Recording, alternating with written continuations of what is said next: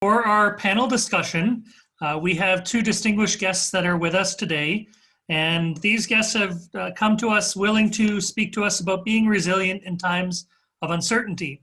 Our first guest is our International Vice President, Shanella Govaya, who's serving as our International Vice President with responsibilities for USA, Canada, Dominican Republic, as well as Panama. In Yokohama, she was elected as a commissioner for our American Development Council for next year and has had international committee experience. She has served as a 2018 national president for JCI West Indies, hailing from JCI Antigua. We also have with us here President-elect Heather Danley for JCI USA. She's going to be serving as the 101st national president for JCI USA. Having served as a 2019 national vice president, she's held other roles on the national board. She is a second generation JC. She has served as state president for South Carolina twice, and she is a recent graduate of the 33rd JCI Academy in Fukuoka. So welcome to our guests. I posed a few questions to them ahead of time for them to prepare. And the first one will go to our national president-elect, and that's to Heather. Just last month, we had our second online convention for JCI USA. And as we look at how quickly that we have been able to adapt and take on members in new roles, what are some of the ideas that you have seen that you want to take forward into your year, knowing what our members are capable of doing? Thank you, Crispin, and thank you to all of you guys for being on here today. So what's amazing is that we can reach numerous areas around our states, around our country, and even internationally. You know, I think about how our conventions used to be, and hopefully we'll get to those again one day, but think about if you would have had a convention last year, would you have had people from different countries in there? Would you have had people from different states? So it's just amazing to see that. And as I look for planning in 2021, I have to remember that in person is amazing, and I don't want to ever take that away to be with one another.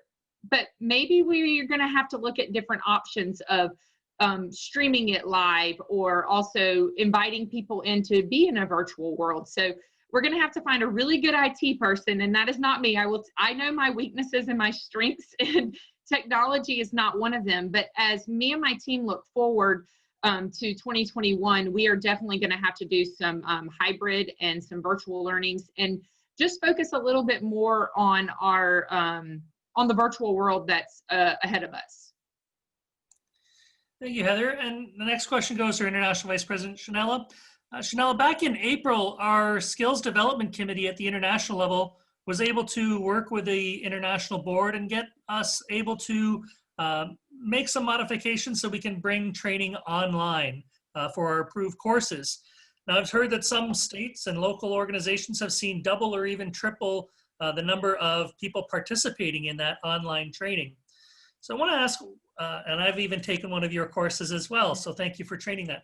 What have you taken away from the willingness for JCI to experiment with virtual learning, and what will this open the door for others in the next 105 years for JCI? Thank you very much, dear Senator Crispin. Good morning, everyone. It's an absolute pleasure to be here with you. Indeed, Crispin, that JCI has now moved to having training sessions online, which is ideal given the situation that we have right now. And although you're not feeling the warmth, the actual face-to-face experience that you would have, the ability to be able to participate in, case in point with me right now, I wouldn't be able to travel to New York, but I'm here with you virtually, and just being able to experience other trainers separate and apart from your national and local organization, to share with best practices. Even sometimes I've attended training sessions in languages that I don't speak, just to get the overall experience, and, you know, hearing another trainer in another language and to learn from that experience is remarkable. And I think as JCI, we're an organization that has been adapting, and we will continue to adapt. And I think this will open the opportunity to recognize that indeed our training sessions can now be held virtually, and to expand our reach, not only exclusively to local and national organizations, but to open our training sessions for members all across the world. Thank you. And, I do hope that we do continue on with that skills development as well as other activities online. President-elect Heather, there have been many different positive stories that we've seen come across, and we've been showcasing and spotlighting these in a great manner from different local activities, different states as well. What would you think sets some chapters and some states on a path to the success during this pandemic and during these times? Do you think it's attitude? Do you think it's leadership? Or maybe something else, maybe a mix of this? And can you share some of your favorite stories that you've seen in 2020 serving on the national board this year? So definitely it's the attitude of our leadership. Is the leadership going to sit back and just say, oh, COVID hit, we can't do anything. Our biggest fundraisers are gone. What are we going to do as a chapter? What are we going to do as a state? If we turn that attitude and make it positive and say, you know what, COVID did hit and we can't do things like they used to, but let's move forward and see what we can do new. So keeping that positive attitude and, just hosting, I know on the national level, we hosted a game night and that group of people still get together and rely on each other. And I think that has pulled them through this pandemic, because we think about it, a lot of us have been stuck at home because now maybe we're even working remotely, and nobody wants to sit in front of their computer screen, but how nice is it to log on and not take care of any business, not take care of JC business, not take care of your personal business, not take care of your work, but to log on and just talk to a friend all the way across the world or all the way across town. And I think that, the attitude is very important. And think about our chapters that stepped out of the box to think about projects that they could do. I know in Hattiesburg, Mississippi, restaurants closed, and that's a big part of that restaurant industry. And they raised money by GoFundMe and by Venmo to raise money for the service industry people that were no longer able to wait tables and work in that industry, and were able to distribute that. People that had mask drives that thought outside of the box and were passing out mask and hand sanitizer. But the states that still continued and didn't just sit back with a poor attitude saying, you know what, we can't do anything because we lost our biggest fundraiser. And they really did step out of the box. So attitude is very important, and it's something I'm going to stress next year. And it's something that I work on too. I try to always, I say to President Justin, I wish sometimes I could just be always as happy as you, and really staying around those people that keep that positive energy and always seeing the positive in things. So find that person that does that for you, and it's a great help. And I'm thankful for my team of state presidents that have really pushed me as well to see the positive through all of this as a healthcare worker as well. So, I still continued working and I still continue doing my JCs, but in precedent times. Yes, thank you. And thank you for the work you do in healthcare. Thank you.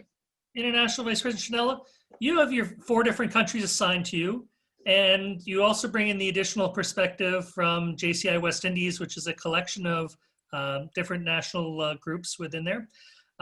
What advice can you give members here in New York that we could take about learning from others, learning that how others are working in local organizations, being aware of what's going on in the external world of JCI, that can help our members in New York to try new projects, to go out and meet different people? What would you suggest that we can do just for members of New York State to expand our vision?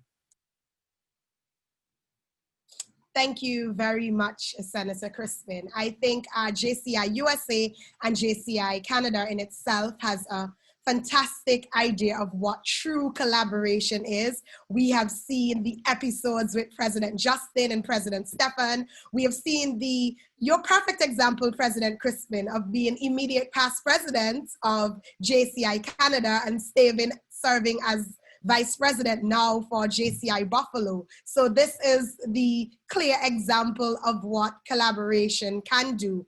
And even as an example this year, when we all heard of the pandemic and we were struck by it, especially in the Americas area, we wondered, and of course our good EVP is here on the line, what are we going to do? Are we going to cancel area conference and not have area conference, or are we going to think outside of the box? Are we going to be creative? Are we going to find ways to ensure that members still get the experience of having an area conference? And led by our good EVP, he said, you know what, we're going to push through this. And JCI America was the first one to have our virtual area conference. And following from JCI America's virtual area conference, then you had Europe, you had Africa and the Middle East, and look at World Congress. 2 weeks ago, we had World Congress online. So I would encourage JCI New York members to just think outside of the box, to have an open mind, and do not allow a pandemic or anything that may discourage or demotivate you to stop you from fulfilling the mission and vision of our organization. Because when you push through, the world is your oyster. Any and everything can happen. Look at JCI New York today. Imagine if you would have postponed or pushed back or canceled your national convention. We're all here. You had the visit of the EVP, you have the visit of your assigned IVP, you have the UN ambassador, you have JCI USA president, incoming president. I mean, ordinarily, sometimes physically, you wouldn't even be able to have all these individuals in one meeting room. So thinking outside of the box makes things unimaginable happen.